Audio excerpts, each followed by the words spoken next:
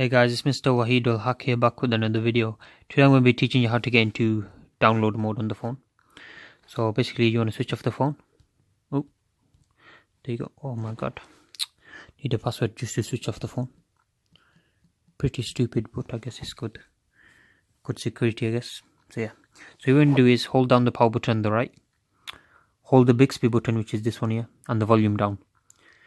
So yeah, just hold all three and should go immediately into download mode. So this is download mode. It says a custom OS can cause critical problems in the phone, uninstalled applications. Oh, can you see the refresh rates on the phone? It's pretty cool that. I'm recording with a Note 8 by the way. You might be able to see. Oh, look at the refresh rate, guys. Pretty cool that. So yeah, I'm recording with a Note 8 at the moment, which is why it's a powerful phone.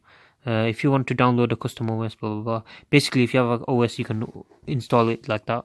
This is the bootloader pretty much. So yeah, I'm just going to cancel this because I'm not going to be downloading anything. So yeah, thank you guys for watching. I'll see you guys next time, and please subscribe to my channel if you're new. Goodbye.